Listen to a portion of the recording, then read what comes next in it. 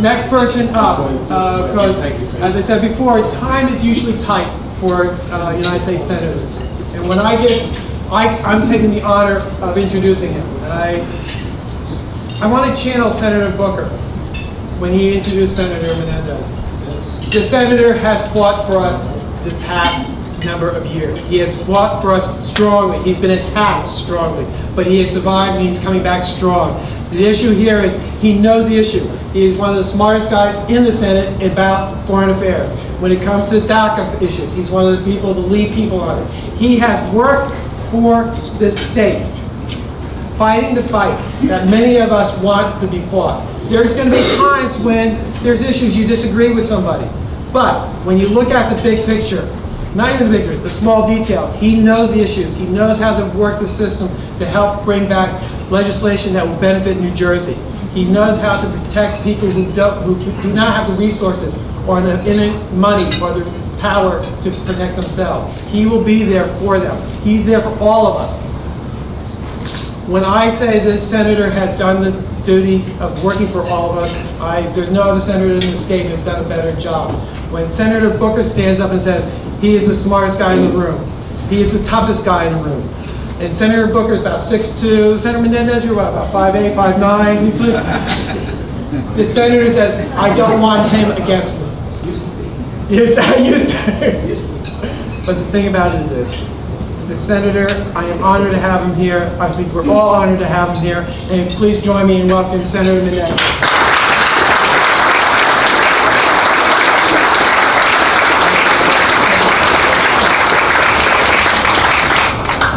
Well, thank you, Chairman. Warren Democrats, are ready for a big victory? Yeah! All right. So I'm 5'10" on a good day. Today happens to be a good day, so He's growing for you. when you come to Warren, just sprout. So let me thank the Chairman Palmieri for his leadership.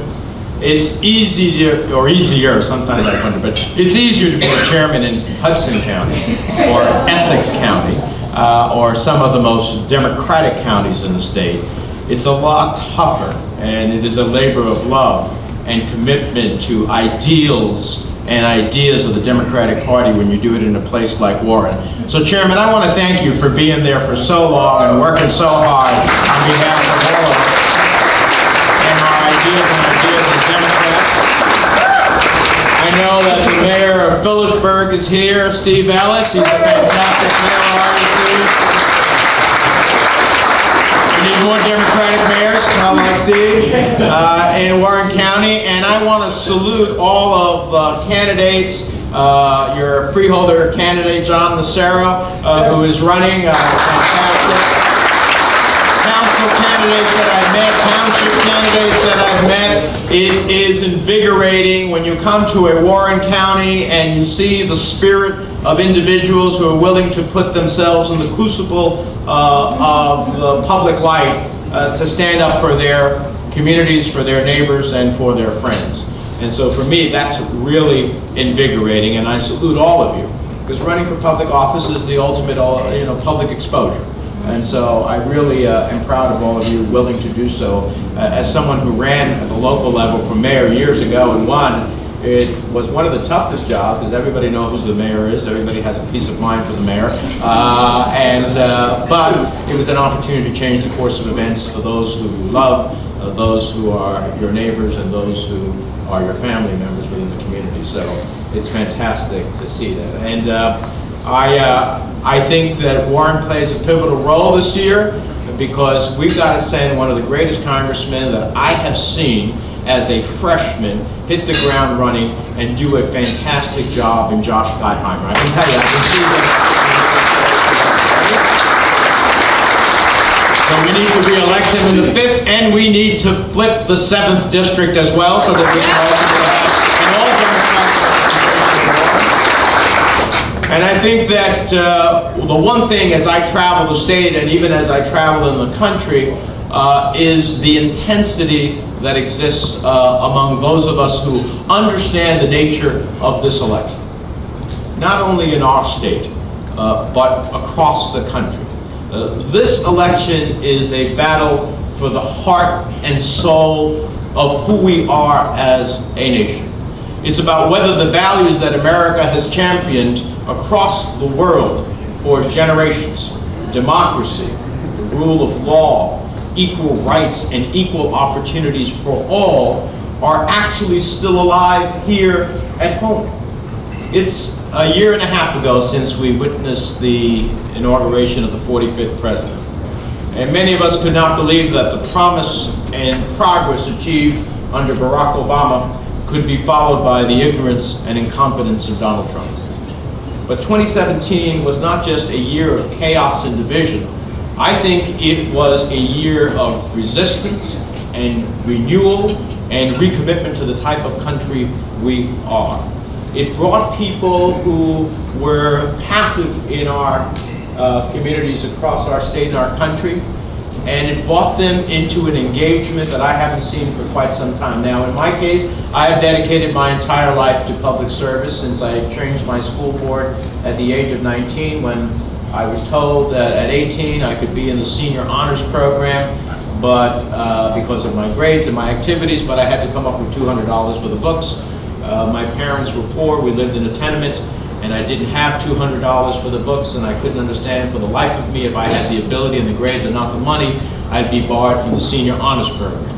So I created such a ruckus that they gave me the books, told me to shut up, and put me in the honors program. And I didn't feel right about it because I had friends who had the ability and the grades, and like me, they didn't have the money, but unlike me, they didn't say anything and they didn't get it in a public high school. And so I graduated that year, went to college, first in my family to go to college, and then I started a petition drive to change the school board from a very corrupt one appointed by a very corrupt mayor, whose appointees ultimately went to prison, to one that was elected by the public. Spent a long hot summer, passed the referendum, and then ran for the first school board elections at the age of 20 in my hometown of Union City.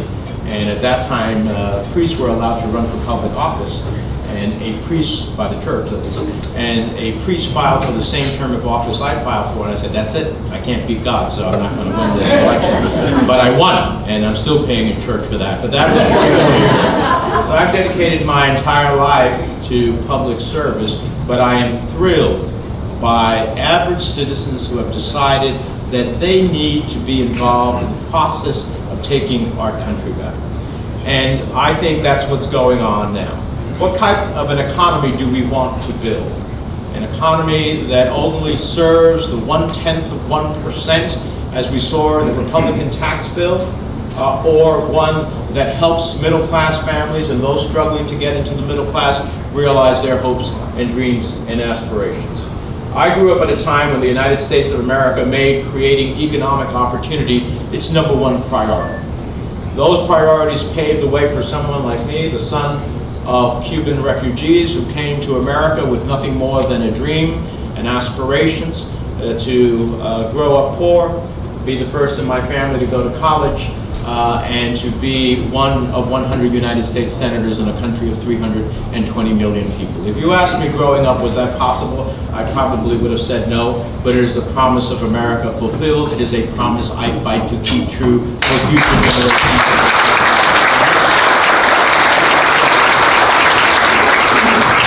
So whether it's someone who just gets to be the first in their family to go to college, I want to make sure that our kids don't graduate under a mountain of debt in order to be able to achieve their God-given potentials and to be able to contribute to the nation. Because we need, in the global economy in which we are in, to be at the apex of the curve of intellect, the most highly educated generation of Americans the nation has ever known. And yet, we saddle young people with a mountain of debt in order to get the education that not only fulfills their goals, but fulfills the national imperative. We can do much better. We have to invest in our communities to help create opportunity. And when we create opportunity, the people of New Jersey seize it. I have seen it as I've crossed the state. They reach for it, they build on it, they make it their own, and they create a better future, not just for themselves, but for all of us. That's been my life's work, to create opportunity for the people of New Jersey. And that's why I'm running for re-election to the Senate, to give everyone a shot at success. That's the promise of America. That's the promise of America, that if you work hard, hard work is rewarded. That if you give it your all, you get ahead. That if you do your best, your children will even do better. But these days, I think many Americans don't believe that promise is holding up. Families are working harder than ever. Meanwhile, Washington barely works at all. The result is an economy that works against the American people when it should be working for them. For young people, as I say, it's mountains of student loan debt that they cannot overcome. They spend the better part of their professional career trying to pay it down. That's why I joined Elizabeth Warren to dramatically change the refinancing on all of that debt that could dramatically reduce the amount that they ultimately will have to pay. We have $1 trillion collectively in the nation in student loan debt. That is $1 trillion in which we ultimately don't see progress and prosperity. So reducing that debt dramatically would be incredibly important. That's for young people. It's an opportunity to go ahead and build a family, own a home, start an entrepreneurial enterprise and a new business. For workers, it's the 1-2 punch of stagnant wages and soaring living costs. For older Americans, it's the fear, as I've heard from so many, that I had a retirement date in mind, but that retirement date is no longer a reality for me. Senator, I have, the young man I sent to college is back at home living with me because they haven't quite found the job that really can sustain them. I'm taking care of a loved one, and I do it joyfully, but it's a challenge. And I know that challenge from my mother, who faced a decade of a terrible disease and Alzheimer's. And my sister did the extraordinary job of taking care of her because I was in Washington and contributed to her. But at the end of the day, she had the sacrifice involved at the same time that she was trying to get her only son through medical school. These are the intergenerational challenges that we face. And then people have told me I've postponed my retirement age because I just don't see myself making that age happen. And the American dream is if I work hard, play by the rules, I get ahead. Well, I'm working really hard, and I'm not getting ahead. And so the government is in essence the guarantor of the dream. So how do we make that dream work for real once again? For families, it's a challenge every day, but the president has no interest in solving these. He spends his days distracting us and dividing us on who we are, what we look like, on who we love, or where we come from. He believes that being wealthy is the same as being worthy. Under his watch, healthcare is getting more expensive. Environmental protections are being gutted, and women's rights are under attack. He thinks that we should auction the pristine New Jersey shoreline to big oil so that they can ultimately drill. And he seeks to bring back the coal plants that Warren County pollution suffered under and poorer public health was realized. His solution for the greatest foreign policy challenges of our time, and I've spent 26 years between my time in the House Foreign Relations Committee and the Senate Foreign Relations Committee, his solutions for some of the greatest challenges we have globally are tweets and taunts. He thinks that climate change is a joke. His idea for affordable health care is don't get sick. So here's the problem. We have a president who ultimately thinks that you can run Washington by CEO values, profits over people, stockholders over students, corporate interests over communities. That may work for his companies, but it's not working for our country. We saw it after students and teachers were gunned down in Parkland, and instead of taking action, the president and his allies caved to the gun industry.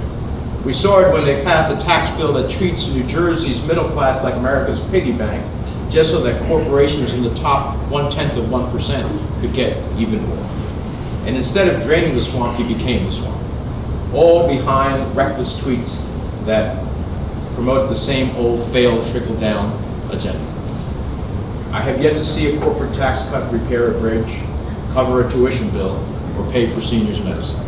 The idea that if the rich get richer, the benefits will trickle down to the rest of us have never proven themselves to work out. And since the passage of the president's plan, corporations have spent $225 billion of their tax cut buying back their own stock and padding the profits of wealthy shareholders. $225 billion in stock buybacks. That's 45 times more than the amount they spent on wage increases or bonuses. Even worse, many of the same companies are laying off workers left and right. Meanwhile, CEOs who a half century ago made 20 times more than the average worker today make 271 times more than the typical employee. And we know this because of an amendment that I got into law in the Dodd-Frank law on Wall Street before, which made corporations talk about the CEO salary to middle employee wages. Just so we wanted to understand what was going on in our country in terms of income inequality as well as the plight of working families in America. So we all want to see success rewarded. I don't begrudge anyone who is actually doing a great job to be rewarded. But when anyone in government thinks that we should cut taxes for CEOs who make 100 or 200 and sometimes even 300 times more than the average worker, we've lost our way. We've lost our way. And when we lose our way, too many people get left behind. We don't need a government that's guided by those values. We need a government that's guided by teacher values, by first responder values, by middle class values, by hardworking values that we share. These, I believe, are the values of all of you here in Warren County. These are the values that I have shared throughout my entire life.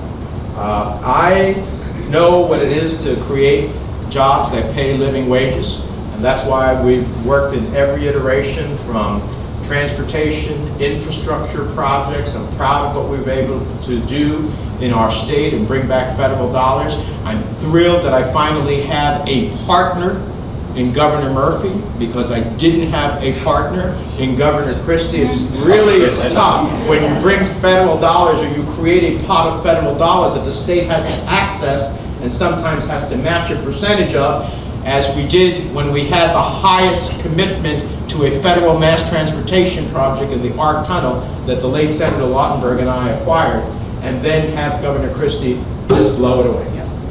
Just blow it away. And now we are faced with trying to do that once again. And we're slowly winning that battle.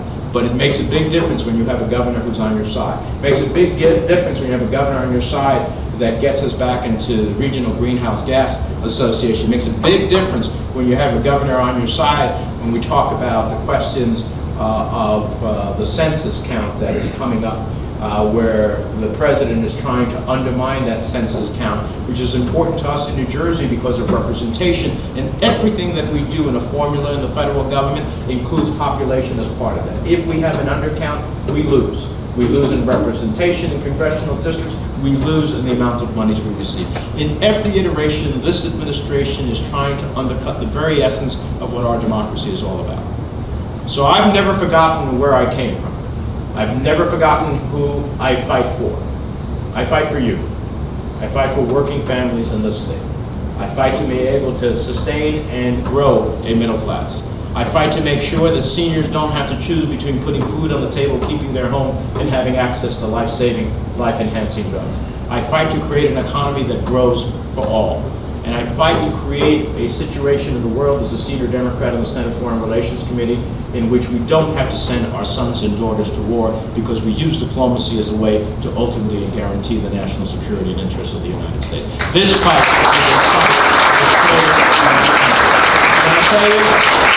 in this fight for the soul of our country, it goes from every place in our state.